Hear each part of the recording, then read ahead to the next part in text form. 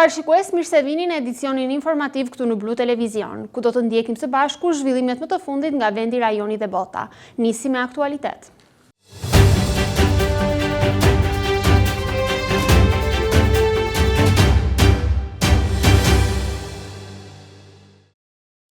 Vlora çdo fundjavë kthehet në të preferuarën e pushuesve, me qindra pushues vendaze të huaj popullojnë qytetin bregdetar, ndërsa thonë se në Vlorë nuk ka një sezon veror me kohë të rregullt. Kjo situatë nga operatorët shihet si një pritshmëri pozitive për vijimsinë. Vlora përgjatë fundjavave është kthyer në të preferuarën e pushuesve, me qindra pushues vendaze të huaj vinë drejt qytetit për të kaluar disa ditë. Në Bregdet sigurisht gjejnë edhe qytetarët e Vlorës. Ajo që i bashkon është dashuria për detin, motin dhe klimën e mirë. Pushuesit tregojnë se për ta nuk ka një sezon veror me kohë të rregullt, pasi plazhin e kanë filluar shumë në maj dhe do ta zgjasin derisa temperaturat të jenë të favorshme. Shumë prej tyre sigurisht e shikojnë detin edhe si një mjek, teksa thonë se jodi, dielli dhe deti janë arsyeja e një shëndeti të mirë. Pritshmëritë për sezonin i kanë pozitive për në vijimsi. Kam ditë që kam filluar. Ka fundi prillit. Bar pamiza, edhe ngrohtë dhe deti për qejf. Në origjinë jam nga Vlora, po kam jetuar në Elbasan. Jam me shtëpi këtu, po 5 muaj po, 5 muaj për çdo vit. Po s'bëra plazhin, kam probleme. Kur bëj plazhin, them, do ha dhe këtë vit. Mirë, shumë mirë duket. Kur shikojmë televizorin, ato plerat e Tiranës, ato skandalet mes kryeqytetit, tu është lulet çdo gjë. Po kodë jo, më mirë duket, po edhe na mësohet si u ambientohemi edhe, po mirë më duket, shumë mirë më duket. Në një kushtëzi se çfarë s'ka, dobët. Vjet ishte më shpejt, ishte edhe koha më e mirë jetë. 3 ditë sot. Po të futesh nuk del dot. Po të futesh nuk del dot. Unë fillojmë ne, në 15 maj fillojmë ne dhe marrojmë në vjetë mbaron 17 tetor, shtator, jetë di kështu. Po të ketë koha e mirë. Këtë e për ditë. Qa dhe mirë, veç për lagështia, Vlorës është e madhe? Mirë, jo, është mirat. Te dhe një s'ka veç faqim, shumë janë të huaj se në shqiptarë. Këto qadrat e këtyre private nuk janë vend, e mirat. Më vonë zhjet. Po bëjë nga qadrat e këto vend këta, se kanë hapë groba këta, po se qa groba të bëjë këta, nuk e di unë. Ne jemi për ditu, se ne nuk lëvizim, edhe për i vunë qadrat ata, ne dali para qadrave. E sa ato nje, se ne jemi për diqëm këtu. 15. Pastërtia si gjithmonë. Ditët e para sikur pam në një punonjës këtu nga ata të pastrimit, po tani po shikojmë edhe të qytetarët, po shikojmë një ndjenjë. Janë pak të ndërgjegjshëm, si vjetë duket nga. Unë vetë për vetë e kam, zakonqa që bëj atë pastrimin, sepse marrim shumë edhe nga këta turistë e huaj, janë interesant. Ata pastrim me një, pastroj vetë, jo këtu vetë në teritorin e tyre, për deri më ata. Po edhe unë me komandantin e bëjmë. Po deri nga 8 9 10 Tani në pension jemi. Unë jam pak në tiroide dhe më ndihmon shumë mirë pak. Edhe i qik jam i apasionuar pas detit që fëmijë kështu jemi rritur në ujë. Po të ujë ka pasur çdo vit gjallë më po. I zakosh.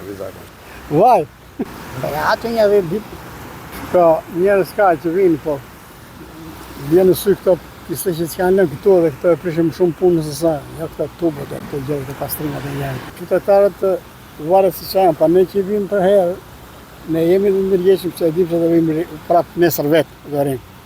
Po ka të sa që vinë, kur të vinë ata me fara kungulli, edhe me shalqe, qanë shalqe në aty e i hedhë ato gjitha në shesh, edhe i gënë e le aty se haron që nesë o do ulet i tjetër, o do ulet, o do ulet. Nuk ka shumë ndërgjegje, si qytetarë, nesë. Tu hojtë se për i kur, tu hojtë edhe gurët i gjeni, marri pastrojnë që një që është në vendi për të.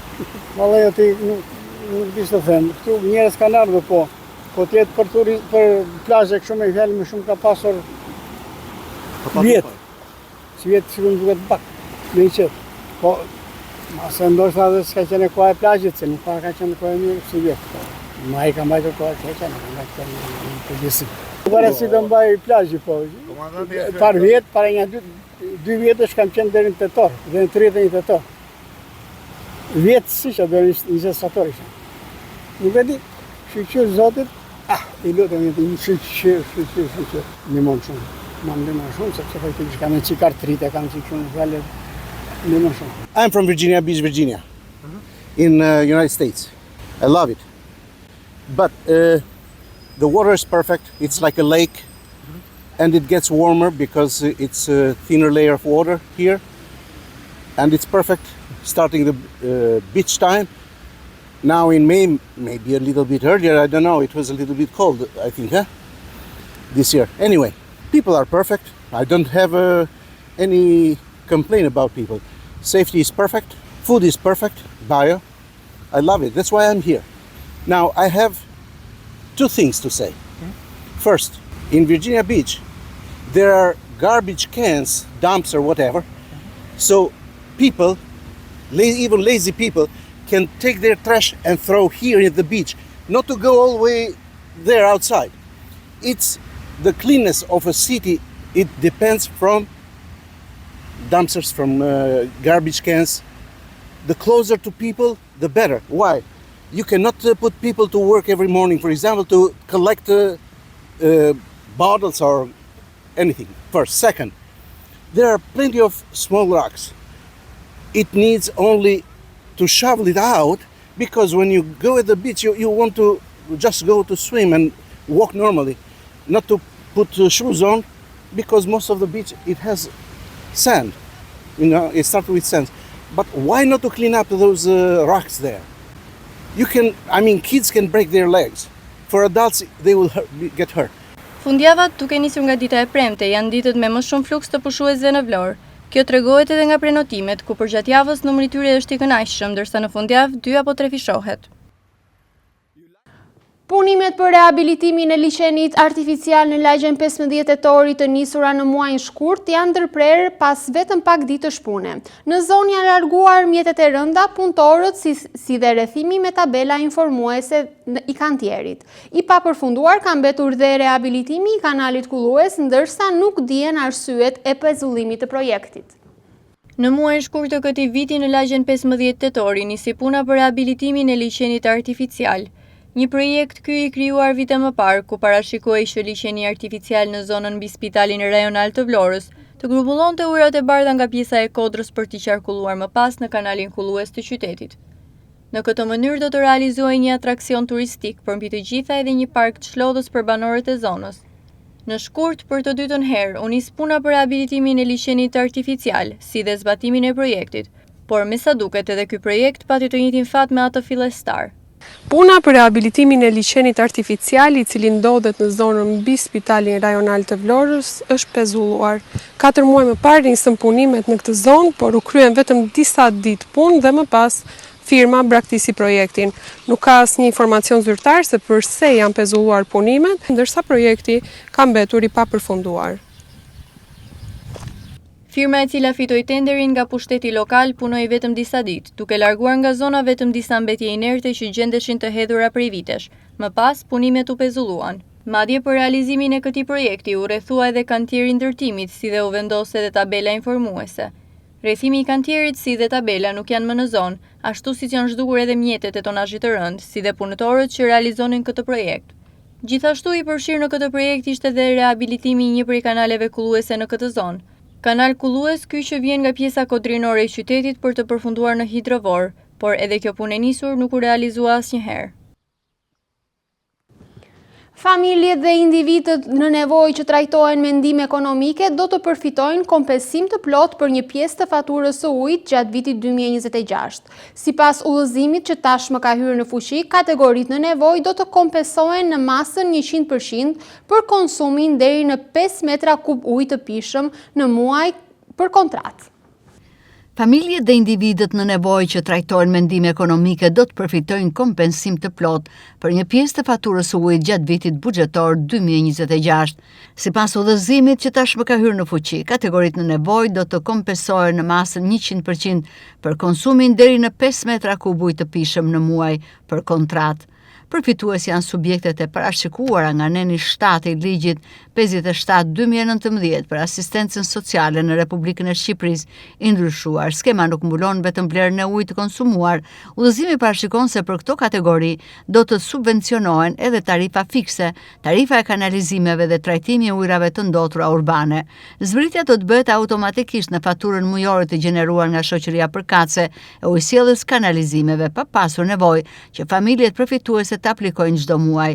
Kompensimi do të jepet vetëm një herë për çdo familje dhe në rastet ku në përbërje të saj ka më shumë se një antar që mund të përfshihet në kategoritë përfituese. Njësitë e vetëqeverisjes vendore duhet të dërgojnë shoqërive të ujësjelljes kanalizimeve listën e plotë të familjeve dhe individëve në nevojë brenda datës së 10 të çdo muaji. Fondet do të administrohen nga Agjencia Kombëtare e Ujësjelljes Kanalizimeve, ndërsa shpërndarja do të bazohet në të dhënat e raportuara nga shoqëritë e ujësjelljes kanalizimeve. Udhëzimi përcakton se vetëm shoqëritë që kanë nënshkruar kontratë performance me AKUK-un kanë të drejtë të rimbursohen nga fondi i subvencionit. Megjithatë, edhe shoqëritë që nuk kanë nënshkruar ende kontratën e performancës janë të detyruara të aplikojnë zbritjen 100% për kategoritë në nevojë, sipas monitor. Kur nevojat për gjak edhe në Vlorë janë një domosdoshmëri, dhurimi vullnetar i gjakut lë shumë për të dëshiruar. Sipas kreut të degës lokale të Kryqit të Kuq, Rozeta Rapi në Vlorë, sigurohet më pak se gjysma e shifrës së duhur të njësive të gjakut. Sipas saj, ka dhe stepje veçanërisht nga të rinjt për të dhuruar gjak. Në vit në të gjithë vendin nevojat për njësi gjaku janë mbi 60.000, ndërsa për personat talasemik, operacionet urgjente si dhe disa kategoritë të tjera të sëmurve sigurohet më pak se gjysma e kësaj shifre. E njëjta situatë është dhe në Vlorë, ku Rozeta Rapi, drejtuese e Kryqit Kuq, thotë se dhurimi vullnetar i gjakut lë shumë për të dëshiruar.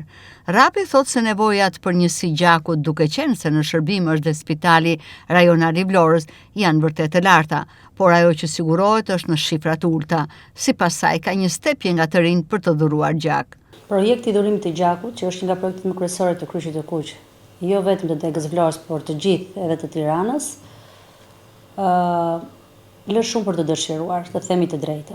Do me thënë, njerëz nuk ka që dhurojnë, sepse është një proces dhurim vullnetar i gjakut. Kërkesat janë shumë të mëdha, duke qenë dhe spitali rajonal i Vlorës, duke dhënë dhe kërkesat, por i kemi nevojat nuk i plotësojmë me këtë proces. Muaji qershor është dhe 14 qershor është dita botërore e dhurimit të gjakut. Kryqi Kuq ka në fokus, jo vetëm në qershor, por gjatë gjithë vitit, në promocion dhe sensibilizim të gjithë institucioneve dhe sidomos universitetit. Por përsëri jemi në një numër shumë të ulur dhurues vullnetar të gjakut. Në këto kushte, gjithmonë në bëjthirje institucioneve, kemi bashkëpunim shumë të mirë, por ka një stepje dhe jo qasjet fort të mirë për dhurimin vullnetar të gjakut. Në fjalën e saj, Rozeta Rapi tregon se në shumicën e rasteve gjaku dhurohet nga familjarët në rastet e operacioneve urgjente, por gjithashtu dhurime ka dhe për fëmijët talasemik, ndërsa vullnetarisht shumë pak persona janë ata që dhurojnë gjak në vit. Kemi operacionet të planifikuara që janë detyrueshëm të dhurojnë familjarët, sepse dhurimi i gjakut vullnetar është për ata persona që ndihmohen, sepse është për fëmijët talasemik që dhurohet në radhë të parë. Dhe pastaj flasim për procesin edhe për plotësimin e nevojave të Spitalit të Vlorës. Absolutisht nuk plotësohen, absolutisht. Dhe nuk t'i jap dot një shifër tani në moment, sepse duke qenë në proces dhurimi, se mos gjatë muajit qershor, por gjatë gjithë vitit, nuk kam një shifër të saktë tani. Çdo muaj ne marrim dhuruesit vullnetar të gjakut, do të them një numër, por është numër shumë i ulët. Unë vazhdoj të bëj thirrje institucioneve, personave që janë në formë të mirë fizike, që nuk marrin mjekim sepse ka disa kushte për personat që dhurojnë gjak. Është mosha, janë mjekime që nuk do të jenë të sëmur kronik dhe ju siguroj që nuk ka asnjë problem shëndetësor që të shfaqet. Në qoftë se ju jeni të lirë të pak të martën, unë i kam bërë thirrje te Guardia e Financës, që janë shumë pozitiv dhe që dhurojnë dhe një herë 4 muaj dhe një herë 6 muaj, pranë bankës së gjakut të Spitalit Rajonal Vlorë, që do të dhurojnë. Të rinjtë kanë tabu sipas drejtuese së Kryqit të Kuq dhurimin e gjakut. Përpara se të dhurohet gjak, Rapi shpjegon se tek çdo person kryen një sër kontrollesh dhe dhurimi i gjakut sipas saj nuk ka asnjë pasojë negative në shëndet, përkundrazi rigjeneron trupin. Kreu i Kryqit të Kuq Dega Vlor thekson se duhet një punë e madhe për sensibilizimin dhe bashkëpunimin ndërmjet institucioneve për të dhuruar gjak. Kur ata janë afër procesit të dhurimit të gjakut, sigurisht ka një procedurë, mati tensionit, mosha, pyetjet e ndryshme për anën shëndetësore të tyre. Nuk kanë absolutisht asnjë, ndoshta dhe munges informacioni, por ndërkohë që e marrin kur ne jemi atje dhe bëjmë sensibilizimin, por jo, nuk e jap gjakun, e kam gjakun tim. Tabu, është tabu, po, është tabu. Në Vlorë është tabu dhurimi i gjakut. Pritet të ndryshojë ky interes? Duhet një punë më e madhe gjithë institucioneve, jo vetëm me Kryqin e Kuq, por gjithë bashkëpunuesve që ka Kryqi i Kuq për dhurimin e gjakut, sepse gjaku nuk prodhohet në laborator, nuk është ilaç që ti shkon e merr në farmaci dhe zgjedh cilësinë më të mirë. Ti je detyruar që gjakun ta dhurojë njerëzit dhe ta marrin njerëzit. Nuk është ilaç që blihet në farmaci. Për të plotësuar nevojat për gjak në shumë operacione të tjera normale, në ndërhyrje të ndryshme kirurgjikale, apo dhe ndërhyrje të thjeshta estetike, nga familjarët është bërë i detyrueshëm dhurimi i gjakut, por dhe kjo gjë, me sa duket nuk ka ndihmuar as pak në përmirësimin e situatës. Një aksident rrugor është regjistruar mëngjesin e së shtunës në aksin rrugor Levan Vlorë, ku një automjet tip Fiat është përfshirë në një përplasje në rrethana ende të paqarta. Si pasojë në këtë segment autostradës është krijuar një trafik i rënduar, duke shkaktuar vonesa për drejtuesit e mjeteve që lëvizin në drejtim të Vlorës dhe Levanit. Një aksident rrugor u regjistrua mëngjesin e të shtunës në aksin Levan Vlorë, ku një automjet tip Fiat është përfshirë në një përplasje në rrethana ende të paqarta. Sipas së aksidentit në këtë segment autostradës u krijua trafik i rënduar, duke shkaktuar vonesa për drejtuesit e mjeteve që lëvizin në drejtim të Vlorës dhe Levanit. Radha automjetesh u krijuan për disa minuta, ndërsa qarkullimi u krye me vështirësi. Policia mbërriti menjëherë në vendin e ngjarjes, ndërsa nisi punën për menaxhimin e trafikut dhe për sqarimin e rrethanave të aksidentit. Fatmirësisht nga të dhënat paraprake nuk u raportua për persona të lënduar. Ende nuk është bërë e qartë nëse automjeti Fiat është përplasur me bordurat anësore të autostradës apo ishte përfshirë në një përplasje tjetër me tjetër automjet. Grupi hetimor ndërkohë nisi menjëherë verifikimet për të përcaktuar shkakun e ngjarjes, ndërsa pritet që autoritetet japin edhe më shumë detaje në vijim. Festa e grurit është një nga aktivitetet më të rëndësishme tradicionale të Myzeqes, i cili mblodhi këtë fundjavë mira vizitor pranë Apollonisë, duke shënuar nisjen simbolike të sezonit të korjeve dhe promovimin e trashëgimisë bujqësore të zonës. Festa e grurit, një nga aktivitetet më të rëndësishme tradicionale të Myzeqes, mblodhi këtë fundjavë mira vizitor pranë Apollonisë, duke shënuar nisjen simbolike të sezonit të korjeve dhe promovimin e trashëgimisë bujqësore të zonës. E kthyer tashmë në traditë prej 8 vitesh nga Bashkia e Fierit, festa risjell ritualet e lashta të kremtimit të bukës së re, duke ndërthurur kulturën, historinë dhe jetën bujqësore të Myzeqes. Kryetari i Bashkisë së Fierit, Armando Subashi, e cilësoi aktivitetin si një natë magjike në zemër të Apollonisë, ku mijëra qytetarë u bën pjesë e një feste që bashkoi traditën, muzikën dhe shpirtin e Myzeqes. Deputetja si dhe drejtuesja e Partisë Socialiste për qarkun e Fierit, Belinda Balluku, vlerësoi organizimin si një nismë që promovon jo vetëm vlerat kulturore, por edhe rëndësinë e bujqësisë për ekonominë e zonës. Ajo theksoi se përmes skemave mbështetëse dhe subvencioneve, qeveria vijon të inkurajojë fermerët të investojnë në kultivimin e drithrave, si dhe në rritjen e prodhimit vendas. Ndodhemi në festën e grurit, tashmë një organizim tradicional që bëhet nga Bashkia e Fierit, por me mbështetje të shumë institucioneve tjera. Pjesëmarrja është me të vërtet mbreslënse, sepse ka njerëz jo vetëm nga Fieri, ka nga Vlora dhe për më tepër ajo që mësoj janë të gjithë njerëzit që kanë ardhur nga diaspora, nga organizata të ndryshme, siç është për shembull Shoqata Apollonia, për të marrë pjesë pikërisht në këtë ditë të shënuar. Është e rëndësishme që thuhet që festa të tilla përveç faktit që krijojnë jetë sociale në qarkun e Fierit, nga ana tjetër edhe nxisin njerëzit për t'i afruar pranë bujqësisë, dhe ashtu siç ne e dim, gruri është shumë i rëndësishëm për Myzeqen, pavarësisht se këtë vit ka pasur një rënje në rendimentin e tij, nga ana tjetër ne nxisim të gjitha paketat që Ministria e Bujqësisë ka prezantuar me paketat e subvencioneve janë të rëndësishme, por sigurisht edhe vetë puna e fermerëve këtu të Myzeqes është kriteri kryesor për të rritur këtë prodhim. Prezenca juaj është shumë e rëndësishme pasi të gjithë gazetarët që mbulojnë qarkun e Fierit bëni një punë shkëlqyer dhe unë ju falenderoj.